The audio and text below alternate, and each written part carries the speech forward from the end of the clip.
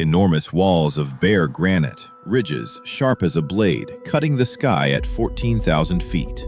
This is California, a place where the air is so thin that a normal breath turns into work. But things live up here. Things hunt up here. And among these vertical drops and frozen basins, there is a drama going on that almost nobody sees. Animals that learned how to cheat death. Ready to see how life actually works in one of the harshest regions on this continent? Then let's go. California. When people hear the name, what usually comes to mind is beaches, palm trees, and traffic. That is an enormous mistake. This land is put together in a way that has almost no equal anywhere on the planet. Picture a layer cake, only instead of frosting between the layers, you have completely different climates stacked directly on top of each other. Here is the fact that says everything. The highest point in the lower 48 states and the lowest point in North America are both in California, and they are less than 90 miles apart. Mount Whitney stands at 14,500 feet. Badwater Basin in Death Valley sits 280 feet below sea level. You can stand in one place, look at a wall of granite with snow on it, then drive a couple of hours and be in the hottest place ever recorded on Earth. And that is not a curiosity. That is the rule that governs everything alive here.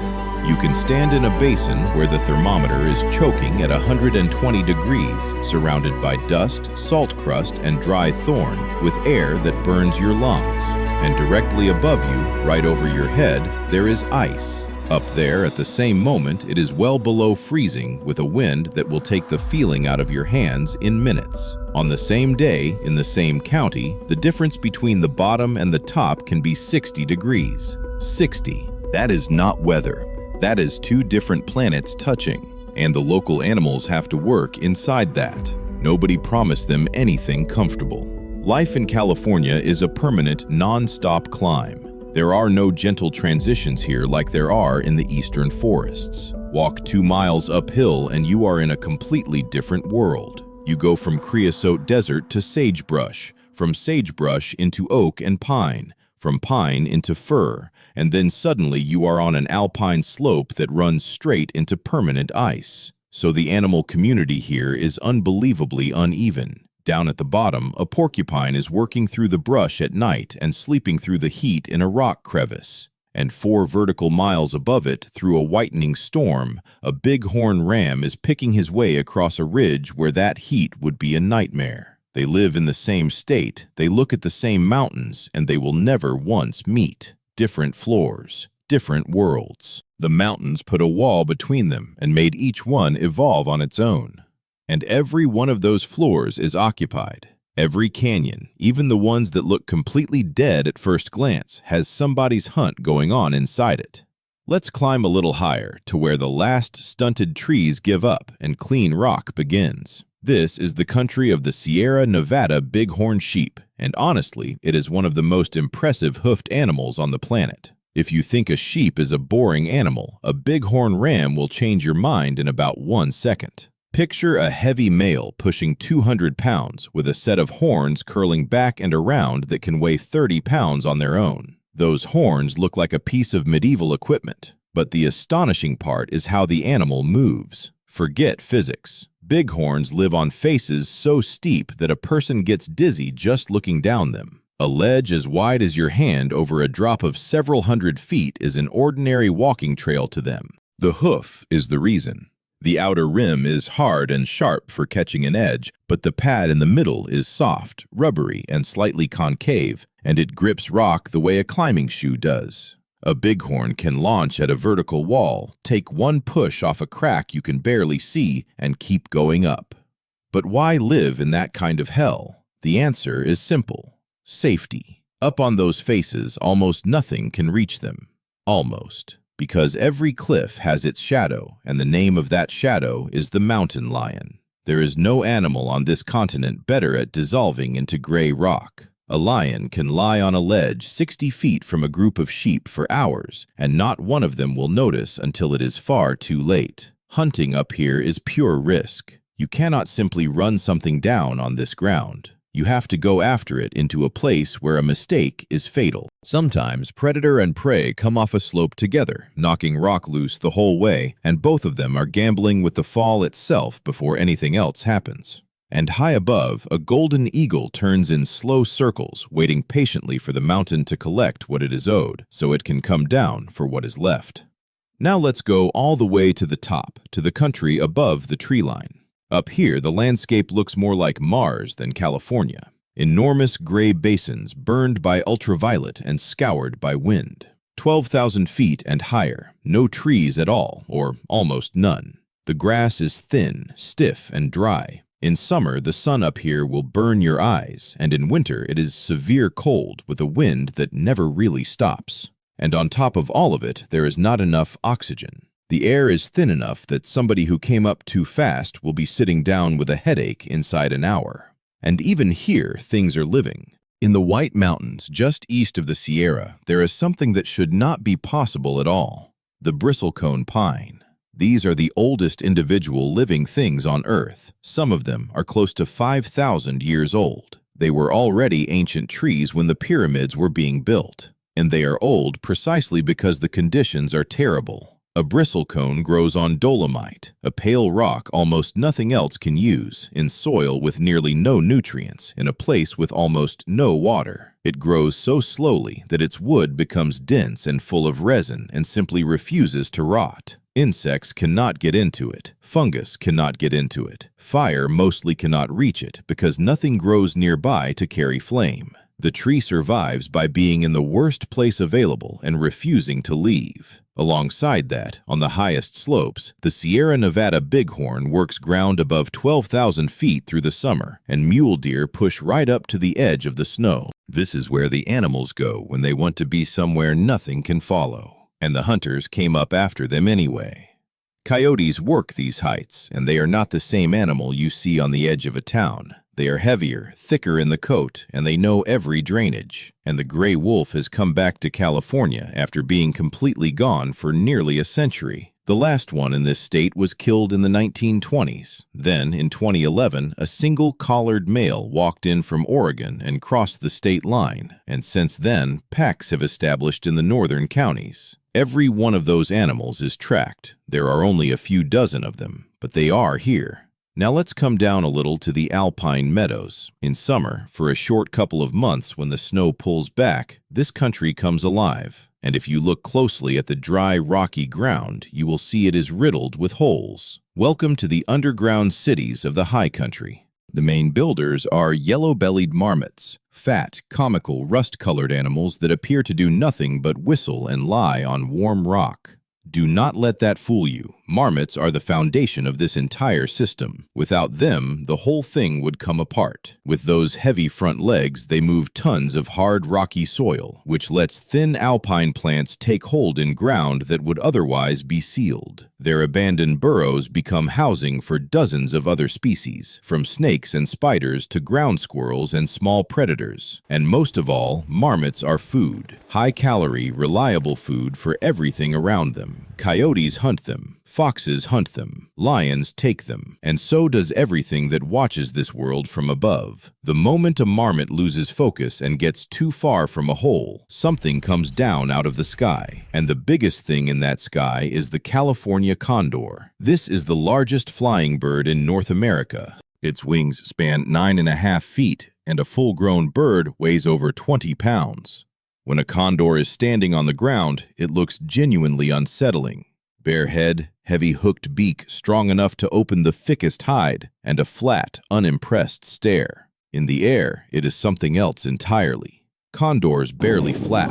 They ride rising columns of warm air and can stay up for hours, covering 150 miles without spending much of anything. Their eyesight is remarkable. They can pick out a dead animal from miles away, and the moment one condor starts spiraling down, every other scavenger in the country notices. It sets off a chain reaction, and within an hour there is a crowd.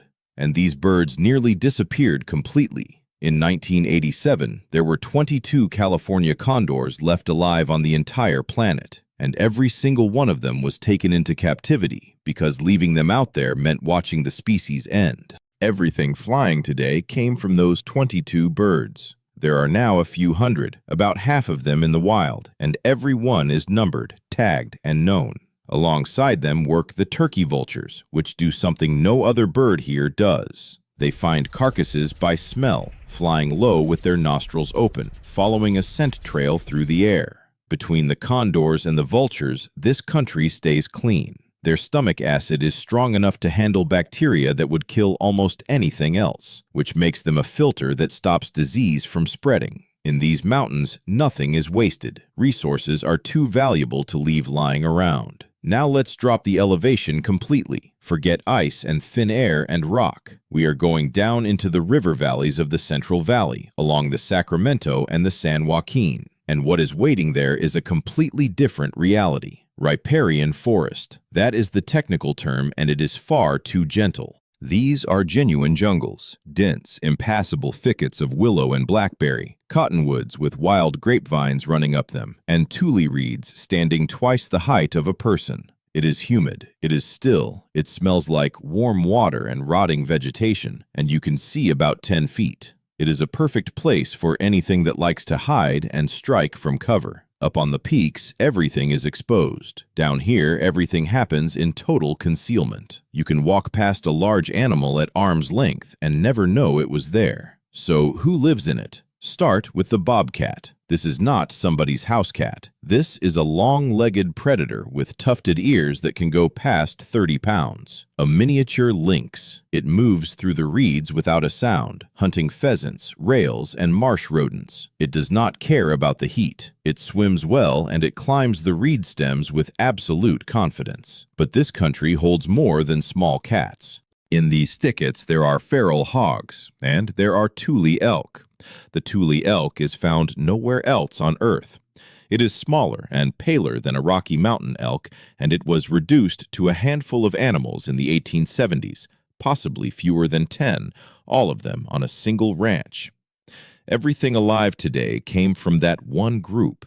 There are several thousand now, scattered across managed herds. Their life down here is constant tension. In a reed jungle, they cannot see anything coming. Coyotes circle the edges of a herd, looking for a calf that has drifted.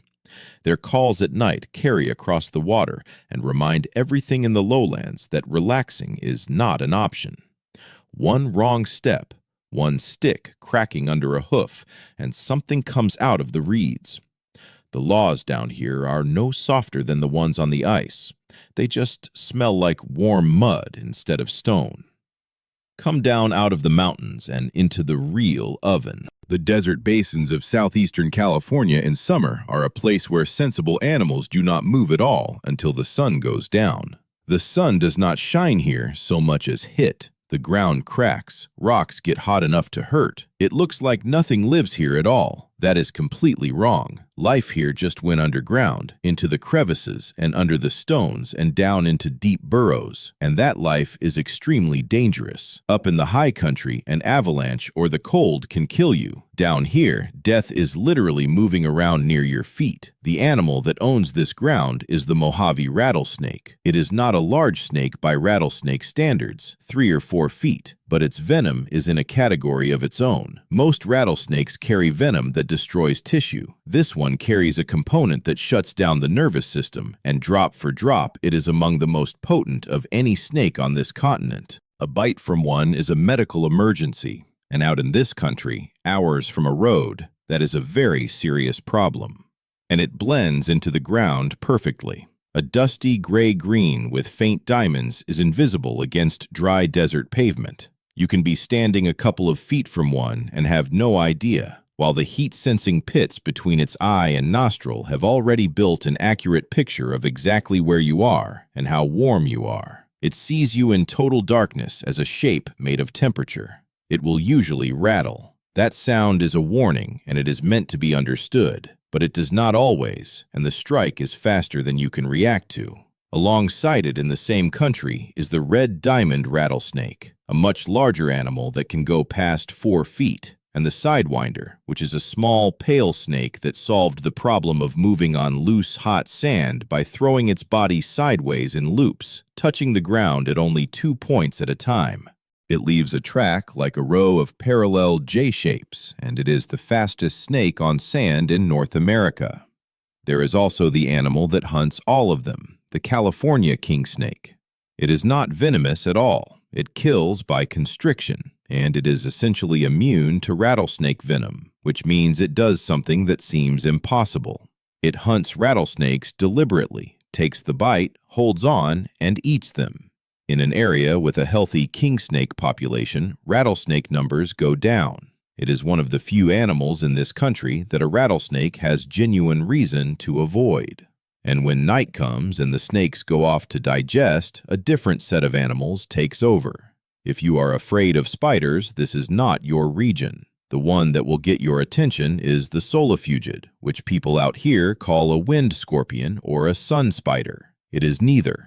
Picture a hairy thing the size of a man's palm that runs across sand at 10 miles an hour. It has no venom at all. It does not need any. Its jaws are the largest relative to body size of almost any animal, and they work like a pair of shears, cutting through insects, other arachnids, and small lizards. And they will run straight at a campfire or straight at a person, which is where the stories come from. They are not attacking, they are chasing the shadow, because a shadow is shade, and shade is survival. Try explaining that to yourself at 2 in the morning when one comes across open ground at you. By day, when the solifugids are hiding, the desert hairy scorpion is down under a rock. This is the largest scorpion in North America, close to 6 inches, and it does not build traps. It goes out and hunts. Its eyesight is nearly useless, and it does not need eyes. Its legs and pincers are covered in microscopic hairs that read vibration in the sand, and it can detect the footsteps of a beetle several feet away. It works out the direction, waits, and closes. The sun goes down, and the temperature in the desert falls off a cliff. It was 110 in the afternoon, and it can be in the 50s before midnight, and that is when this country genuinely wakes up. Night in the California desert is a fast, secretive, completely merciless world. The animal that runs it is the coyote. And before you dismiss that, understand what you are looking at. This is probably the most adaptable mammal in North America. It was a plains animal originally, and it now lives in every single county of this state, from the salt flats of Death Valley to the storm drains of Los Angeles. Nothing we have ever done to it has worked. Bounty programs, poison campaigns, and a century of pressure only spread it further, because when coyote numbers get hit, the survivors have larger litters and the young disperse further. At night, it is a scavenger, an ambush hunter, and an opportunist all at once. It eats rodents, rabbits, lizards, insects, fruit, carrion, and anything a person leaves out. It hunts alone when the prey is small, and in a family group when it is not. Its hearing is good enough to locate a kangaroo rat in the dark by sound alone, and it will spend 20 minutes standing motionless before committing to one jump. Where there is almost nothing left to eat, the coyote is still eating. But if the coyote gets by on flexibility, the bobcat takes what it wants with pure explosive power. This is a genuinely beautiful animal, sand-colored with dark spots and long black tufts on the ears, and it is a spring made of muscle.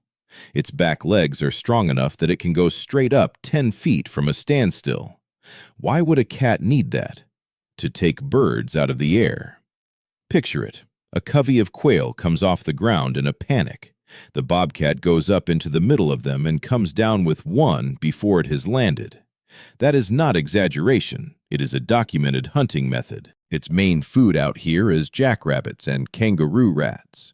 Kangaroo rats build genuine underground cities with dozens of exits, and at night they come out looking for seeds.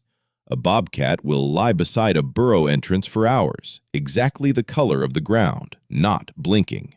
Its hearing is phenomenal, and those ear tufts appear to work as part of that system, funneling the faintest scratching of small feet on sand. One uncertain movement from the rodent, one short rush, and the desert goes quiet again. The competition out here at night is brutal. If you cannot move silently, if your hearing does not pick up a sound at 100 feet, if you cannot hold water in your body, you do not last. This system runs like a clock, and every gear in it is somebody's life. When we think about bears, what comes to mind is thick forest full of berries or rivers in Alaska packed with salmon. A bear means abundance. It has to eat enormous amounts to put on fat before winter. Now move that picture to the high Sierra, 10,000 feet, bare granite, thin brush, and hard grass. No salmon runs, no berry fields, and there is a bear living up there anyway. The American black bear, and its life is a long exercise in doing the impossible. Black bears in California are not what people picture. Most of them are not black at all. Up in the Sierra, the majority are brown, cinnamon, or almost blonde, which helps in country burned pale by sun. They are smaller than coastal bears because there is simply less to eat. Their main tool is their claws, and the way they use them is the point. There are no salmon and no soft forest soil full of roots up here, so a Sierra bear became a professional excavator. Its most reliable high-calorie food is marmots and ground squirrels, and a marmot is not stupid. It lives deep under heavy rock, so the bear goes to work. It will move boulders that weigh hundreds of pounds and tear into ground that is close to concrete, digging into a slope with the persistence of a machine and no regard at all for what it is doing to its own feet. Sometimes it spends hours on one burrow system to get a couple of pounds of meat out of it, and when there are no marmots, it drops to an extreme diet. Bulbs, insects under stones, pine nuts, anything green. Sometimes it gets lucky and finds a deer or a bighorn that came off a slope, and then it will hold that carcass for a week, driving off coyotes and vultures. And there is a ghost standing behind all of this, the California grizzly. It is on the state flag. It was on this land in enormous numbers, in the valleys and along the coast and up into these same mountains. The last confirmed one in California was killed in the 1920s. There has not been one in this state in a century. Every bear you see in California today is living in the space a much larger animal used to occupy, and the animal on the flag exists nowhere except on the flag. Now look up. In this country, hiding on the ground is difficult. Trees are scattered, brush is low, and any movement on an open slope is visible for a mile. And there are animals that use that fact ruthlessly. Air power out here is absolute. The main threat to anything smaller than a rabbit is the prairie falcon, large, aggressive, and extremely fast. A prairie falcon does not soar lazily on thermals the way an eagle does. This is an interceptor, hard, pointed wings built for sudden, violent maneuvering. When it picks out a target, it folds up and comes down at well over 100 miles an hour. It is a smear in the sky. And it does not simply grab, it strikes on the pass with a closed foot at a speed that ends things instantly. Its main target is the chukar. These are stocky gray partridges that live on the rocky slopes, and their entire existence is paranoia. They stay near broken rock so they can drop into a crack the instant a shadow moves. But prairie falcons are intelligent, and they often hunt in pairs. One bird flies low and fast along the slope, deliberately flushing the covey into the air. The second one has been waiting high up the entire time. Against that, a chukar has no answer, and if the prairie falcon is an interceptor, the golden eagle is a heavy bomber. This is the ruler of the sky in the Mountain West, with a wingspan approaching 7.5 feet. It does not need speed, it works on power. Its legs are as thick as a person's wrist, ending in curved talons with enough grip strength to break bone. It can carry prey close to its own weight. A golden eagle attacks with a kind of unnerving calm. It takes young bighorn, marmots, jackrabbits, and foxes. It will attack a coyote. It comes in low along a slope, using the ground to stay hidden until the last second, and there is no warning at all. There is no fear in those eyes. Only calculation. When the shadow of a golden eagle crosses a slope, everything on it stops moving. Among the hot rock and the ice, there is one more world people forget about: the rivers. The Kern, the Merced, the Tuolumne, the Owens. These are not calm lowland rivers. These are cold, fast, loud channels of snowmelt cutting deep into granite. The current will take your feet out from under you. You would think nothing could live in that, but nature does not tolerate an empty space, and in this state there are fish that are stranger than anything in the mountains. Down in Death Valley there are pupfish. These are tiny fish, an inch or two long, living in isolated desert springs and salt creeks that got cut off from each other when the last great lake in this basin dried up thousands of years ago. Since then, each population has been evolving completely alone. What they endure is genuinely hard to believe. Some of them live in water above 90 degrees, which is hot enough to kill nearly any other fish. Some live in water several times saltier than the ocean. Some live in water with almost no oxygen in it. In summer, their pools shrink to a fraction of their size, and the salt concentrates further, and they keep going. And one of them, the devil's hole pupfish, lives in a single water-filled cavern in the ground with a shallow rock shelf at the top. And that shelf is the only place it can breed. The entire species has never numbered more than a few hundred animals and has been down to a couple of dozen. It is the smallest natural range of any vertebrate on Earth. That fish has been sitting in that one hole in the desert since before there were cities anywhere. Up in the cold water, there is a different specialist. The golden trout, which lives naturally in a handful of high Sierra streams above 9,000 feet and nowhere else on the planet, in water that is barely above freezing most of the year and locked under ice for months. And in the lower water, there is a predator that did not evolve here and is doing enormous damage.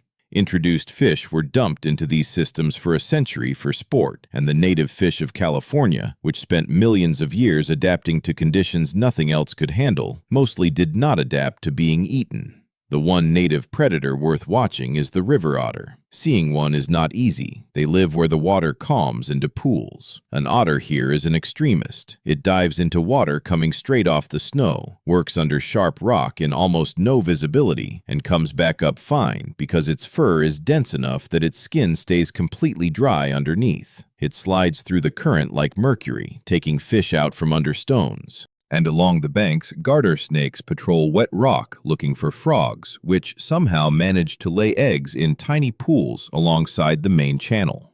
These rivers are the arteries of the state. They carry life down into dry valleys that would be nothing without them. But the rivers themselves are merciless. If you cannot hold against the current, the water simply removes you.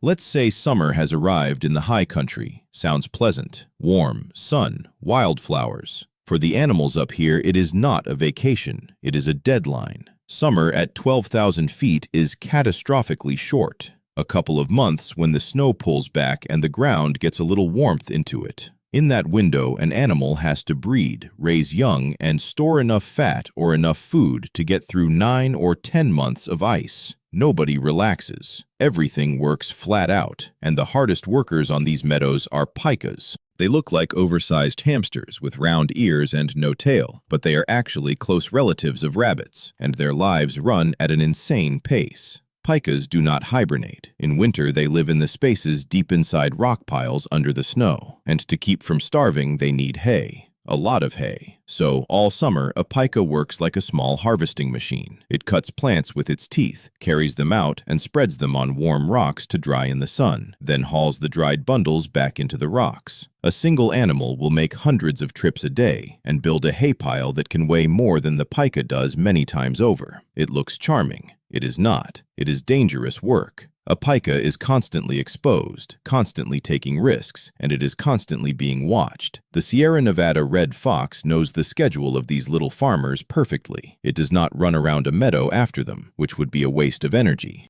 It lies behind a boulder for hours, the color of the lichen behind it, waiting for one to work a little further from the rocks than usual. And that fox is a story of its own.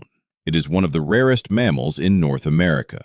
It is a subspecies that has been separated in the High Sierra since the Ice Age, adapted to deep snow with heavily furred feet, and there are believed to be fewer than 50 of them left. For decades, people assumed it was gone entirely, until a trail camera caught one near a pass in 2010. But a fox is only half the problem. The real nightmare for a pika is the weasel. Small, long, and unbelievably flexible. It does not care that the pika went into the rocks. It goes in after it, straight down the same gap. Picture that. You are in total darkness inside a pile of stone, and something is coming up the passage behind you. A weasel will clear out a whole family and then stay in the shelter afterward, using the stored hay as bedding. In these mountains, there is no such thing as a safe home. Your burrow can become the place you die in. Now forget summer. Summer here is a brief illusion. The real ruler of this state's mountains is winter. And when it arrives, the country changes past recognition. The snow that falls on the Sierra is not ordinary snow. This range takes some of the heaviest snowfall in North America. Depths of 15 and 20 feet build up in the high basins. Passes close for half the year. Temperatures crash. Wind strips the heat out of everything exposed. And for the animals, the winter siege begins. Staying on top is not possible. Up there, starvation and cold finish an animal in a matter of days. So the great descent starts. Mule deer come down in one of the longest migrations left in this state, moving from the high summer range to the low desert edge on the eastern side, following the same routes their ancestors used, some of them covering 100 miles. Bighorn come off the peaks toward lower slopes where wind has cleared the rock. But the descent is a trap. Canyons narrow. Trails become tight and predictable, and in those bottlenecks, the predators are already waiting. Winter is their season. Lions know every rock in those narrow places. They do not chase deer across open ground, which is pointless. They set up in the choke points and let the country do the work. Coyote groups work the deep snow, where a deer with narrow hooves sinks to its chest and burns enormous energy on every stride, while a coyote with wide feet moves across the crust much more easily. Feral hogs have it worse than anything. Their short legs are completely unsuited to deep snow. They bunch into tight groups and push single-file trenches through it, and if one animal steps a yard off the trench, it is buried to its shoulders. Predators know exactly how that works. Winter in these mountains does not forgive weakness. Either you came down in time and found shelter, or you became somebody else's fuel for getting through the cold. Let's go back to the desert, but this time, look down. All the way down, to the sand and the gravel. At night, there is a hidden war going on at a scale most people never think about. There is almost no water here, and every living thing has to be a genius of adaptation just to stay alive, let alone eat something else. Meet the fringe-toed lizard. This is a strange, pale animal with an upturned face, and it is built entirely for one thing, which is loose, wind-blown sand. Look at its feet. Each toe has a row of hard, pointed scales along the edge that work exactly like snowshoes, spreading its weight so it does not sink. That lets it move across the surface of a dune at a speed nothing chasing it can match. And when it does get pressed, it does something remarkable. It dives straight into the sand and swims. Not digs, swims. Its jaw is shaped like a wedge. Its eyelids overlap to seal out grit. Its nostrils have valves, and its ear openings have flaps that close. It disappears into the dune and keeps moving underneath the surface. Whatever was chasing it is standing on top of an empty patch of sand. Beside it, in the same country, is the kangaroo rat, which is one of the finest pieces of engineering in the animal world. It has the body of a mouse, the ears of a rabbit, and the legs of a kangaroo. Those back legs let it jump 9 feet in a single bound, and it is an animal you could hold in one hand. And it never drinks. Not rarely. Never. It gets every bit of the water it needs out of dry seeds, and its kidneys are so efficient that almost nothing is lost. It plugs its burrow entrance during the day to hold the humidity from its own breathing inside. When a fox or a snake comes after it, a kangaroo rat does not run in a straight line. It goes in zigzags, changing direction in midair, using that long tufted tail as a counterweight. Some of them can detect the sound of an owl's wings or the strike of a rattlesnake and launch themselves clear at the last instant.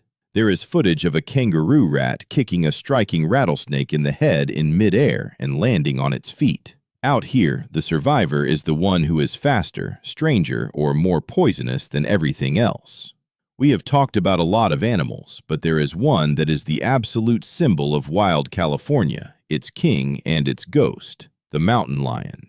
It is probably the most elusive large cat on this continent. Seeing one in the wild is close to winning a lottery. There are several thousand in this state, and almost nobody ever lays eyes on one. It lives everywhere from sea level chaparral to 14,000 feet, and it does it without being noticed. Its anatomy is a set of answers to hard problems. Start with the legs. The back legs are noticeably longer and heavier than the front, which is why a mountain lion can jump 18 feet straight up into a tree and clear 40 feet on level ground. Its shoulder blades are set so it can absorb a landing on rock. Its paws are wide and heavily padded, which spreads its weight on crust and, more importantly, makes it silent. A lion moving through dry brush makes less noise than the wind does. Its fur changes with elevation, darker and thicker in the mountains, paler and shorter in the desert, and in both cases exactly the color of the ground behind it. But the most remarkable thing is the tail. It is long, heavy, and thick, close to a third of the animal's total length. The lion uses it as a counterweight when it is running down a steep slope at full speed behind a deer, making turns no animal that size should be able to make. Nothing else on this continent moves like that on broken rock.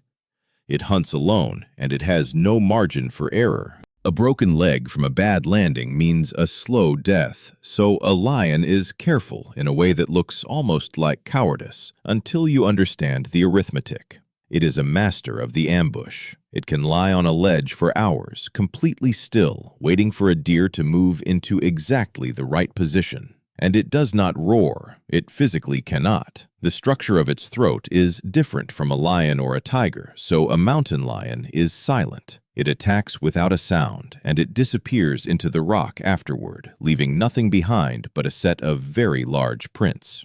The ghost of the mountains. A perfect survival machine that proved you can rule a vertical world without ever making a noise. Look at these mountains from above, and they seem like frozen, motionless blocks of rock. To the animals living on them, those slopes are a huge and complicated highway system. Nobody stays in one place year-round. It is not physically possible. There is constant, unbroken migration, and it is not horizontal like the herds in Africa following rain. It is vertical. Animals move up and down the slopes, following the edge of the melting snow in spring and running from ice in autumn. Take the mule deer. In spring, when the sun starts working, the grass in the low country burns off and turns to straw. There is nothing left to eat down there, so the herds start climbing, slowly, following the fresh green growth that appears right at the line where snow just left. That climb is not a pleasant walk. Mule deer use the same routes for generations, and those narrow trails are written into the animals, but the predators share that same memory. Lions and coyotes know the schedule of this vertical commute. They do not even need to search for the herd. They just need to be in the right saddle at the right time. The canyons narrow and become natural traps. The herd ends up squeezed between a rock face on one side and a drop on the other. And when a shape appears at the bend ahead, panic starts. A mule deer runs well, and it handles rock beautifully, but on a narrow trail, speed does not save anything. Predators use pressure. They cut in at an angle and force animals into risky jumps. One bad placement of a hoof on loose shale, and a heavy animal goes over the edge. Sometimes a predator does not have to do anything else at all. It just has to cause the fall and then walk down and collect. For the deer, this migration is a gamble every year. They climb because they have to eat, knowing that every mile of the ascent holds something that wants to eat them. And when winter comes, the pendulum swings the other way. Snow pushes them back down, and on those same trails, the same ambushes are waiting. In California, you cannot stand still. Movement is life, but movement here always gets paid for. Now, let's change the scenery completely. Forget bare rock and thin air for a minute. Come to the western slope of the Sierra, into groves that have almost nothing in common with the rest of the state. Giant sequoia groves. There are about 70 of them left, all on one narrow band of the western Sierra, and nowhere else on Earth. These are the largest single living organisms on the planet, over 300 feet tall and more than 30 feet across at the base, and the biggest of them have been standing for well over 3,000 years. Their bark is close to 2 feet thick, full of tannin and almost completely fireproof, which is exactly how they got to be that old. And they need fire. Sequoia cones stay closed on the tree for years and only open properly when heat comes through, and the seedlings will not take hold unless fire has cleared the ground of litter and opened a hole in the canopy. A tree that lives 3,000 years depends on the thing that kills everything around it. Underneath, in the mixed forest and the oak woodland lower down, autumn buries the ground in calories. Acorns, pine nuts, berries. For animals, this is a table set on a scale they see nowhere else in the year. At night, this forest fills with rustling and snuffling, and the animal running the party is the American badger. Down here, it grows to serious size and puts on enormous fat. A badger feels close to invulnerable, and it acts like it. It works through the litter, cracks nuts, tears open rotten stumps for grubs. Its thick, loose hide and its temperament make it a very difficult target. Backed against a log, this striped animal will fight so hard that a large dog will decide to leave. But that much food attracts hunters as well. In these shaded thickets, the specialist is the bobcat again, and here it is completely at home. Dense understory is the perfect ambush environment. It does not run anything down. Its whole method is patience and one accurate rush. By day, it sleeps on a thick oak limb, and toward dusk, it comes down. Its main targets are the big ground birds that live in the brush and any rabbit that stopped paying attention. A bobcat crosses a carpet of dry leaves in complete silence. Each foot comes down so softly it looks like the animal is walking on air. When it sees something feeding, it flattens to the ground and the distance closes an inch at a time. 10 feet. 6. A short burst of muscle and a cloud of feathers settles slowly onto the leaves. These forests are an oasis, but the competition inside them is fierce, and it does not last. When winter buries the litter, the abundance ends fast, and even the fat badgers go deep into their burrows, while the bobcat has to expand its range out onto cold, open slopes where its camouflage stops working as well. In these mountains, no party lasts forever. Let's climb back up and go east to a place that looks like it belongs on another world. Almost 7,000 feet, surrounded by volcanic craters and desert, there is an enormous sheet of water. Mono Lake. It formed at least 760,000 years ago, which makes it one of the oldest lakes in North America. The water in it is a deep, unnatural blue, and it is completely undrinkable. It is more than twice as salty as the ocean and strongly alkaline, closer to household cleaner than to drinking water. No fish live in it. None. Not one species has ever managed it. Along the shore stand towers of pale rock called tufa, built up over centuries where freshwater springs came up through the alkaline lake and the minerals precipitated out. They look like something left behind by a civilization. So why would anything come here? Pure water is impossible, and there are no fish. But the paradox of wild places is that even the deadest-looking piece of ground will be used by somebody, and Mono Lake is one of the most important bird stops in the Western Hemisphere, because the lake is not empty. With no fish in it, nothing eats the invertebrates, and the result is a population explosion. There are trillions of brine shrimp in that water in summer, and along the shoreline there are alkali flies in numbers that turn the beach black. Those flies have larvae that live underwater and adults that walk down into the lake inside a bubble of air trapped by their own body hairs. That is the entire food web, 2 species in unbelievable quantity, and for birds, that is a fortune. Around 2 million birds use this lake every year. The stars of the operation are eared grebes. Over 1 million of them arrive here in autumn, and what they do to themselves to get here and get out again is one of the strangest things in biology. An eared grebe crosses the continent, lands on this lake, and then its flight muscles shrink, and its digestive organs expand enormously because it no longer needs to fly, and it does need to process an incredible amount of shrimp. For weeks, it is physically incapable of flight. It sits on the lake, eating and doubling its weight. Then, before it leaves, the process reverses. Its stomach shrinks, its flight muscles rebuild, and it takes off for the Gulf of California in one continuous night flight. That bird rebuilds its own body twice a year. Alongside them come Wilson's phalaropes, small, elegant shorebirds that spin in circles on the surface to pull food up out of the water. They also double their body weight here, and then they fly to South America, in some cases without stopping. And California gulls nest on the islands in the lake in enormous colonies, safe from anything that walks, as long as the water level stays high enough to keep the islands islands. And that is the problem. Los Angeles began taking the streams that feed this lake in 1941, and by the 1980s, the lake had dropped so far that a land bridge opened to the nesting island, and coyotes simply walked out to the colonies. It took a court decision to force the water back. The lake is still well below where it started. Life proved it can take hold in water that kills nearly everything. It turns out it is much easier to break that than it was to build it. We tend to think the main danger in the wild is teeth and claws, lions, coyotes, eagles. We watch a predator run down its prey and see something brutal but honest. But in these mountains, there are enemies you cannot outrun. You cannot throw them off a cliff or fight them. They kill slowly, quietly, from the inside. And they kill far more animals than every mountain lion in the state put together. The clearest example in California is what happens to bighorn sheep.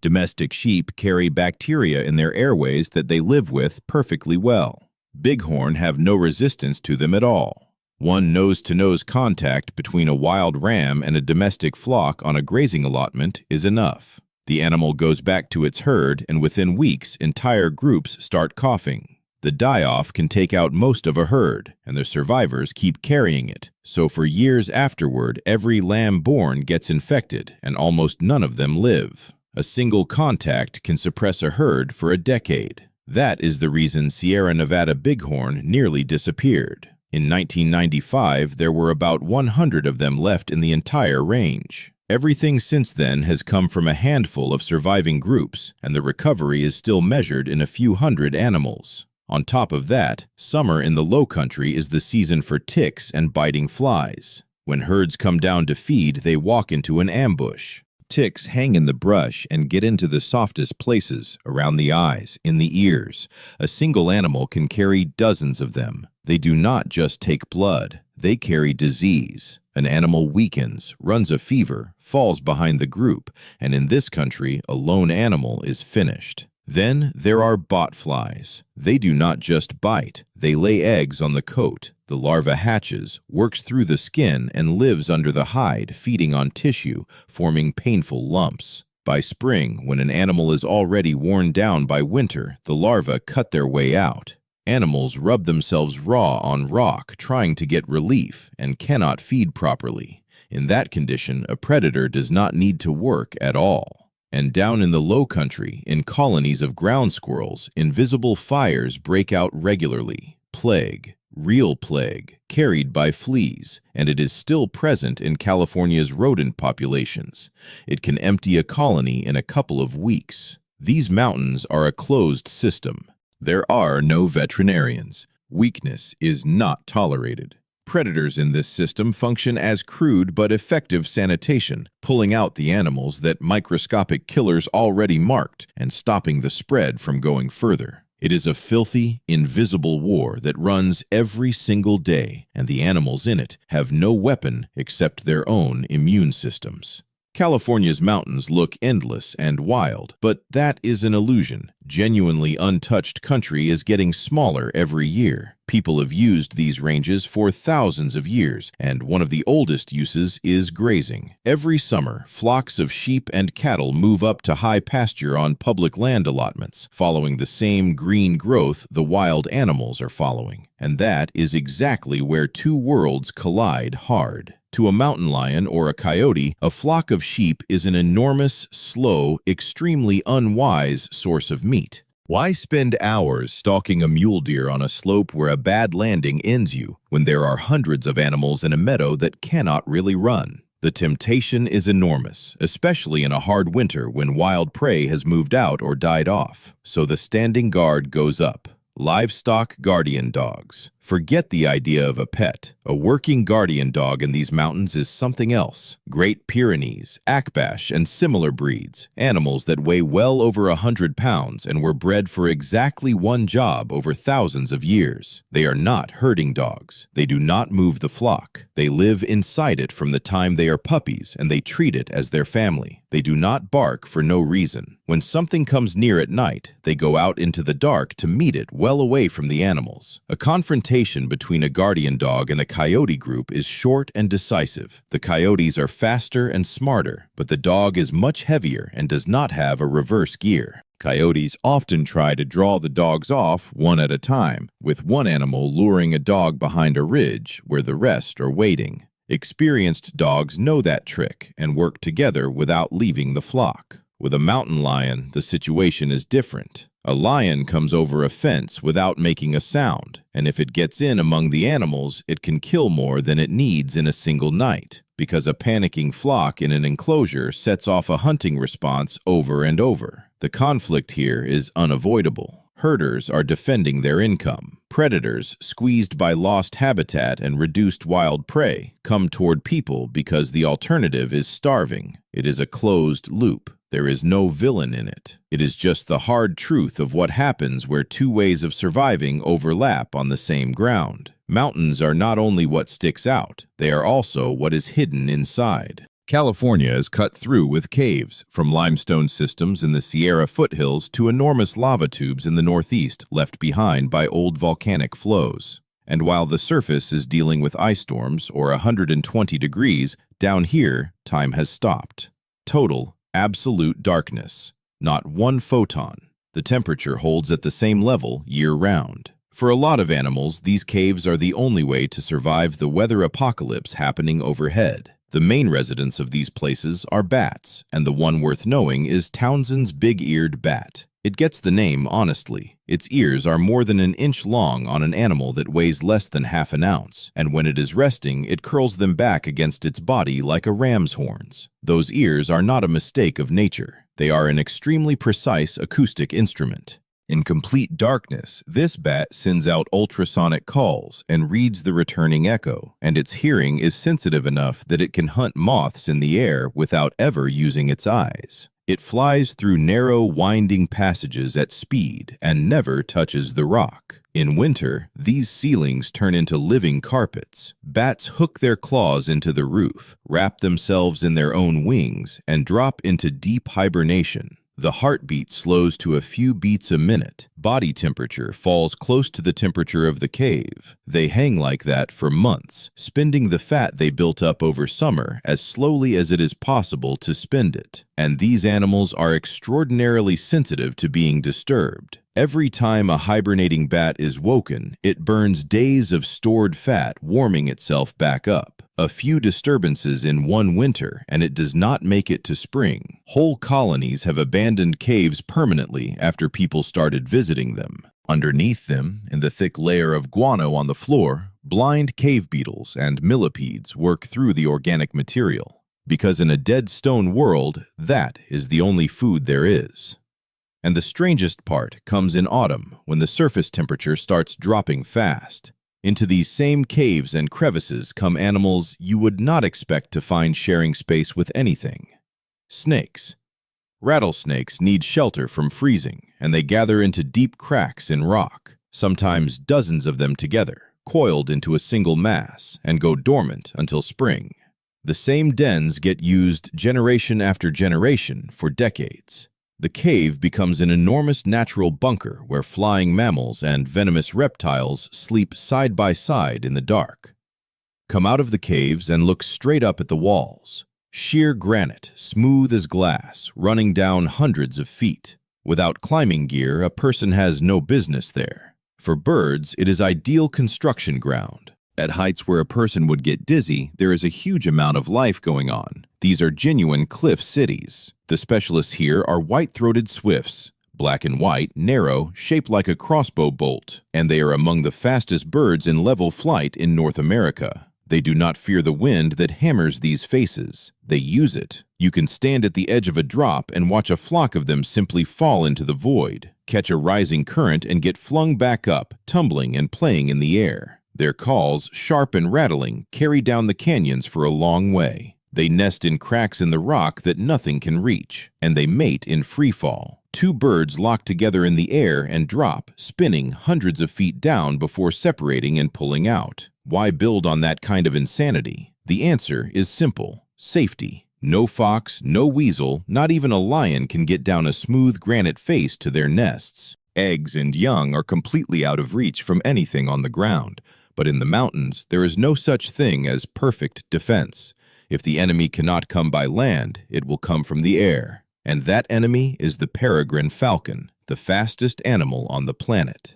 Peregrines do not care about sheer rock. They live on it themselves. When one decides to eat, it climbs above the colony, folds its wings, and drops. Speed in that dive goes past 200 miles an hour. That is not an attack. That is a rifle shot. A flock of swifts explodes in every direction, trying to confuse it with chaos. But a peregrine has already locked onto one bird, and the strike in midair sounds like a whip crack. And here is the part worth knowing. Peregrines were nearly gone from this state. Pesticides in the food chain thinned their eggshells until almost nothing hatched, and by the 1970s there were fewer than 5 known nesting pairs left in all of California. Almost none.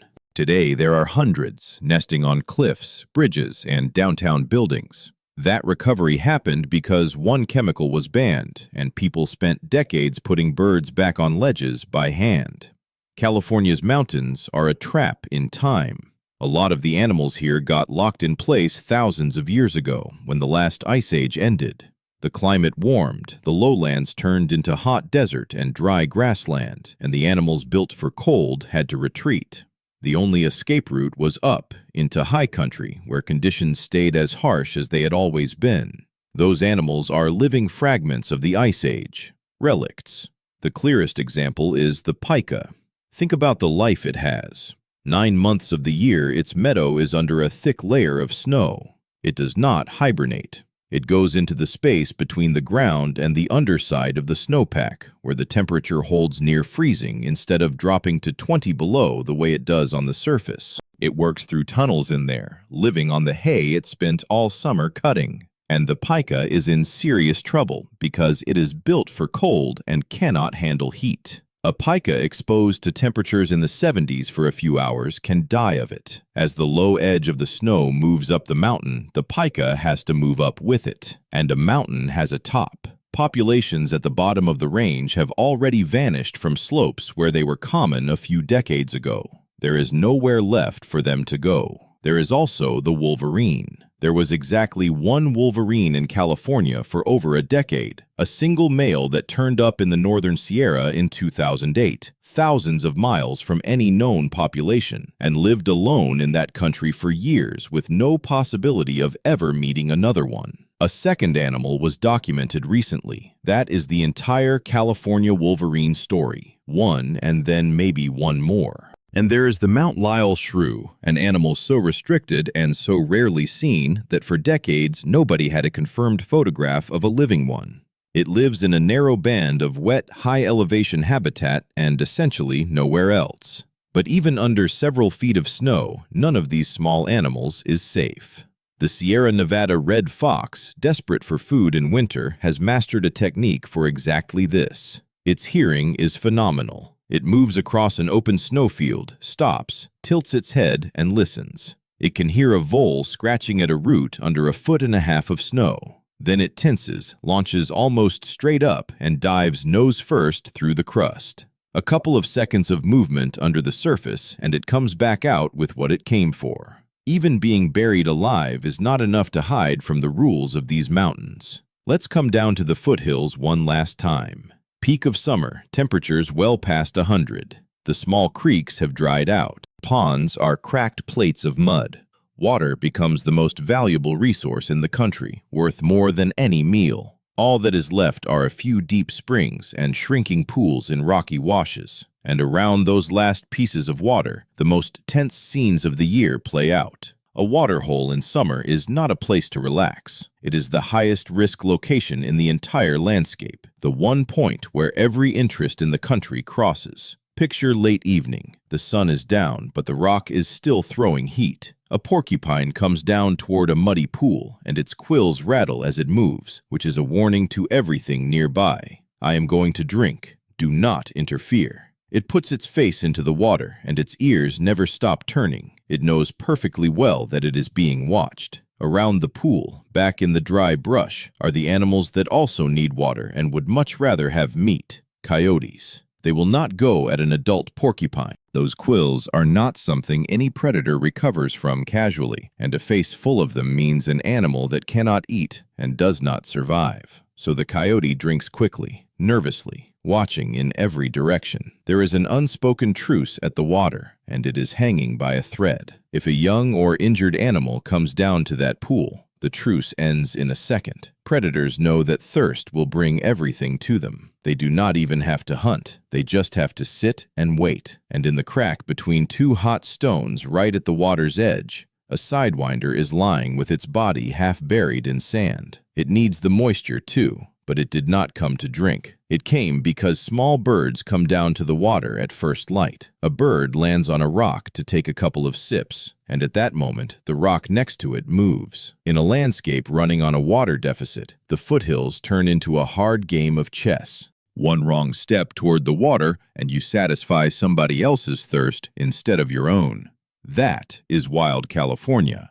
Not a set of mountains and canyons, an enormous, complicated, and unforgiving machine. Nothing in it can afford to relax for a season. From the ice fields on the crest of the Sierra to the reed jungles in the valley bottoms, everything is connected by threads you cannot see, and every one of those threads is pulled tight. This country does not tolerate weakness, but it is not cruel for no reason. There is a balance in it that took thousands of years to set. If a hard winter kills too many deer, then in spring there is nothing for the lions, and lion numbers fall, and that gives the surviving deer a few years to build back. If the coyotes stop pulling out the sick bighorn, disease takes the entire herd instead. Even the condors, by cleaning up what dies, keep the country from poisoning itself. Death here is always fuel for something else. It is an endless circulation of energy running straight up and down a vertical world. But that balance is coming apart right now, and the problem is not the lions or the coyotes. The problem is that the climate is changing. The Sierra snowpack, which is the single water reservoir this entire state depends on, is arriving later, melting earlier, and shrinking. The glaciers in the High Sierra have lost most of their volume in the last century, and several have disappeared completely. Summers are drier. Fires burn hotter and higher than they used to, into forests that never carried that kind of fire before. The vertical migration routes that have worked for 10,000 years are getting out of step with the seasons they were built around, and the low edge of the alpine zone keeps moving up, pressing the animals that live there into a smaller and smaller band of rock near the summits. The wildlife of California is an army of survivors. They learn to breathe where there is not enough air and sleep on bare rock in the cold. They evolved into machines that fit their conditions exactly. But even the most perfect machine breaks if you take away the environment it was built for. These mountains are one of the last genuinely wild places on this continent, and they deserve respect. Because if these slopes go quiet, we do not just lose a few species, we lose an entire world. One that figured out how to beat gravity and cold and heat all at the same time. Surviving in California is not luck. It is a skill written into the animals themselves. We looked at this state from the top down, from the ice on Whitney to the salt of Death Valley, and we saw a world with no room for error. Harsh, unforgiving, and completely honest. If you liked this, leave a like on the video. Tell me in the comments which animal here surprised you the most. Subscribe to the channel. There is a lot more real, hard nature coming. See you next time.